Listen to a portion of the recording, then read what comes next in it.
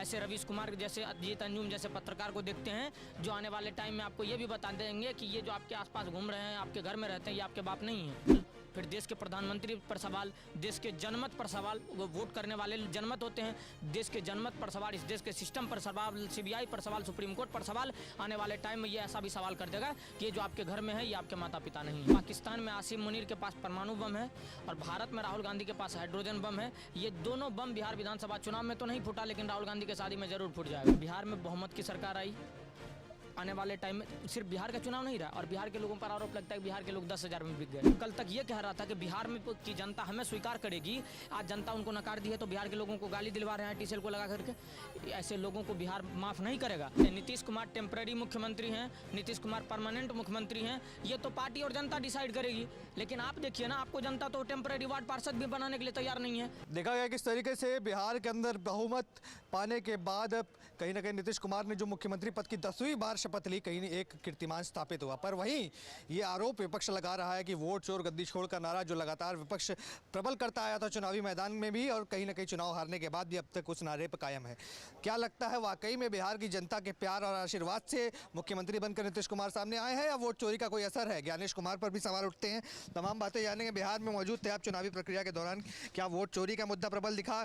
किन मुद्दों पर? क्योंकि लोग कह रहे हैं इतनी दुर्गति तो नहीं हो सकती कांग्रेस और आरजेडी के गठबंधन की कि इतनी सीटें आ जाएं। कम से कम आप जैसे मीडिया वाले पत्रकार बंधु ईमानदार रहिए, वरना इस देश में एक कौम के लोग और एक विपक्षी मानसिकता के लोग ऐसे बैठे हुए हैं जो ध्रुव राठी, रेटिंग गोला से लेकर के तमाम तरह के जो ऐसे रवीश कुमार जैसे, अजीत अंजुम जैसे पत्रकार को देखते हैं जो आने वाले टाइम में आपको ये भी बता देंगे कि ये जो आपके आसपास घूम रहे हैं, आपके घर में रहते हैं, ये आपके बाप नहीं है।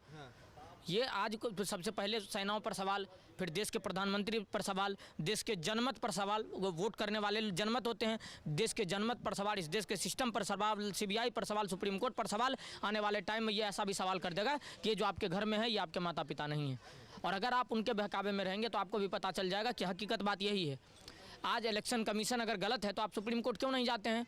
एक पक्ष के लिए बिल आता है, आप सुप्रीम कोर्ट चले जाते हैं। अगर वो इलेक्शन कमीशन गलत है तो सुप्रीम कोर्ट क्यों नहीं जाते? तो जवाब मांग रहे हैं ज्ञानेश कुमार से। इलेक्शन कमीशन के खिलाफ इतने तमाम hydrogen bomb, atom bomb, Rahul Gandhi ने तमाम ऐसे बम फोड़ दिए। उन्होंने कहा कि इतने सारे बम मैंने फोड़े, इतने सबूत मैंने दिखाए, पूरे मीडिया के सामने दिखाए। ज्ञानेश कुमार जवाब नहीं देते हैं, चुप्पी हार लेते क्योंकि सरकार ने ताला लगा रखा मुझ पे। देखिए, मैं आपको साफ और क्लियर शब्दों में बताता हूँ कि पाकिस्तान में आसिम मुनीर के पास परमाणु बम है और भारत में राहुल गांधी के पास हाइड्रोजन बम है। ये दोनों बम बिहार विधानसभा चुनाव में तो नहीं फूटा, लेकिन राहुल गांधी की शादी में जरूर फूट जाएगा, ताकि राहुल गांधी के शादी में इन्वॉल्व होने वाले वो तमाम तरह के लोग सीधे 72 के रूबरू होंगे। उनको बिहार में और भारत में कोई जो है उनका कोई वैल्यू नहीं कर रहा है। आप देखिए, बिहार में बहुमत की सरकार आई, आने वाले टाइम में सिर्फ बिहार का चुनाव नहीं रहा और बिहार के लोगों पर आरोप लगता है कि बिहार के लोग 10,000 में बिक गए।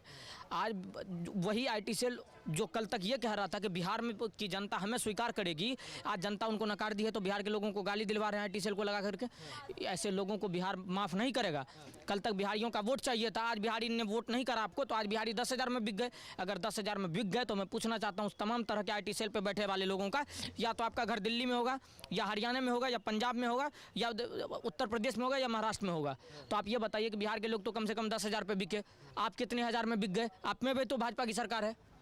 अगर बिहार के लोग 10,000 में बिक गए तो आप कितने में बिक गए?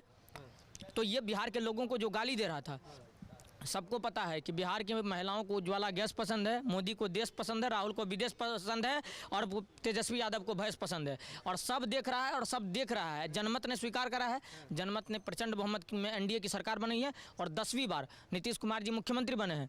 आज नीतीश कुमार जी को एज ए बिहारी होने के नाते मैं धन्यवाद करना चाहूँगा कि 2005 में जो अंधेरे वाला बिहार से लेकर के इस प्रकाश वाले बिहार को बनाया है, इस बिहार में उनका जो योगदान रहा है। एक ऐसे प्रदेश जहाँ पर करप्शन चरम पर हो, गुंडागर्दी चरम पर हो, रंगदारी चरम पर हो, उस प्रदेश में 20 साल से मुख्यमंत्री रहते हुए कोई दाग इनके चरित्र पर नहीं है। ये सबसे बड़ी उपलब्धि है। लोग कह रहे हैं कि नीतीश बाबू केवल अब टेम्पररी मुख्यमंत्री रह गए, कुछ समय के लिए लगा दिया है क्योंकि चेहरा उन्हीं का था चुनाव के टाइम में। कुछ समय बाद धीरे से सरकाएंगे और बीजेपी का कोई मुख्यमंत्री लाकर रख देंगे जैसे महाराष्ट्र में किया था। देखिए, नीतीश कुमार टेम्पररी मुख्यमंत्री हैं, नीतीश कुमार परमानेंट मुख्यमंत्री हैं, ये तो पार्टी और जनता डिसाइड करेगी।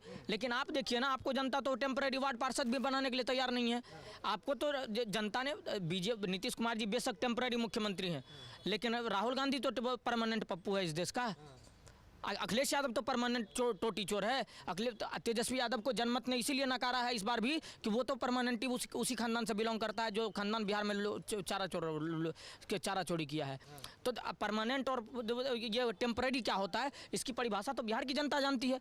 बिहार की जनता ने ऐसे लोगों को जवाब देने का काम करा है जो जिस मंच से मोदी जी के माता जी को गाली दिया था उसका बदला लिया है बिहार की जनता ने। बिहार की जनता ने छठी माता के अपमान का बदला लिया है। बिहार की जनता ने स्वाभिमान को वोट करा है और बिहार की जनता ने प्रचंड बहुमत के साथ एनडीए को वोट करके ये साबित कर दिया है कि बिहार में किसी भी वामपंथी विचारधारा का मंसूबा कामयाब नहीं हो सकता है। और पूरी तरीके से मोदी जी पर भरोसा है, इसलिए बिहार के लोग एनडीए को वोट करा है।